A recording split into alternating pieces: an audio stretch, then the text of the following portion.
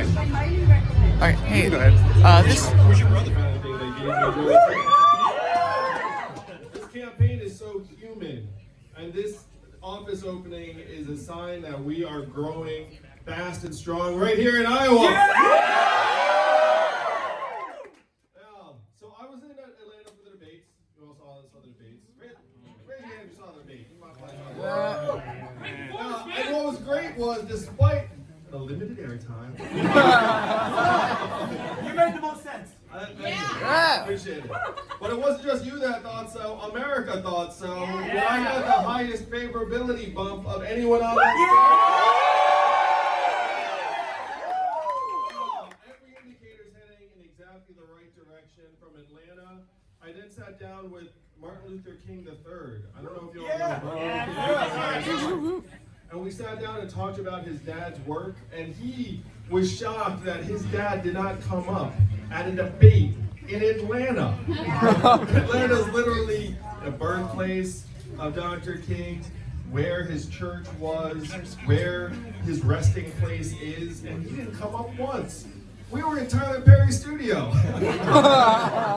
So I was like, guaranteed Martin Luther King's coming up. But then I sat down with his son, and we were reflecting on the fact that we were both shocked and surprised that he did not come up. And I talked to Martin Luther King's son, and you know what's the wildest thing in the world? Is when someone refers to Martin Luther King as dad. He literally would say, he'd be like, yeah, when dad would talk about this, and I was like, oh my gosh. This guy just called Martin Luther King dad because it is his dad. So he said when dad talked about his vision for the country, he talked about how we need to make it an economically just society in order to move forward. And I said, your dad was so far ahead of his time, and that we have somehow sanitized his memory where we celebrate his birthday every single year, but we don't talk about what he was fighting for anymore. And his son said, you're right. And then we decided to do all we can. And he said, he's like, look, I can't endorse you because, you know, I'm Martin Luther King III, and if I endorse someone, like, I'd become political in a particular way, because he heads a nonprofit. I don't know if you all know there are rules around nonprofits and politics. Yes. Yeah, you know what I mean? He said, but your vision is exactly what Dad would have wanted to put forward. Wow.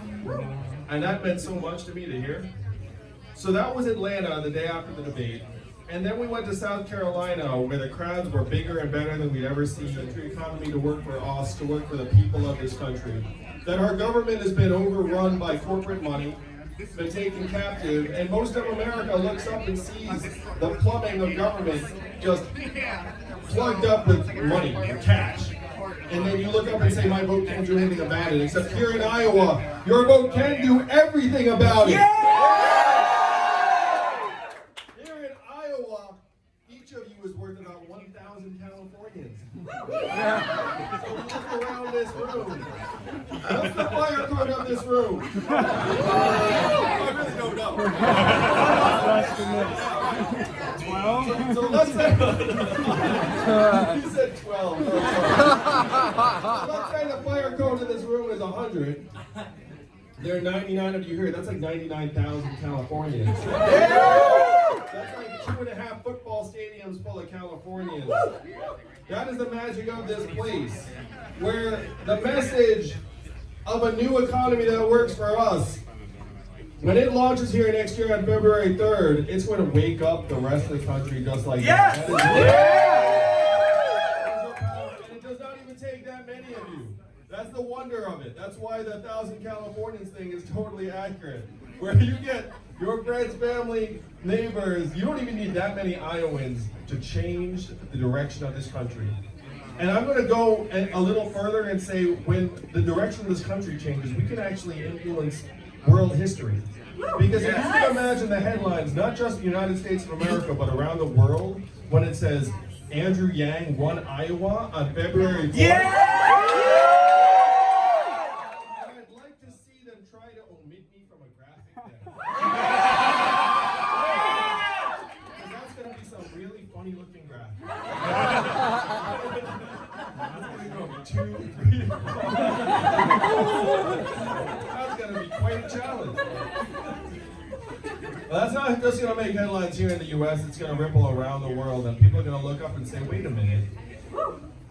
It's true. Technology is transforming our way of life fundamentally. You know, it's like what's funny is you see the light bulbs going off. Like the first time they find out about this campaign, they're like, "Oh yeah, the robot guy," and then they're like, "Wait a minute." I see the same things he sees. Like I see UPS investing in robot trucks. I see the self-serve kiosks in every McDonald's and CVS and grocery store. I hear the software on the other line when I pick up the phone. I see the Main Street stores closing all around me.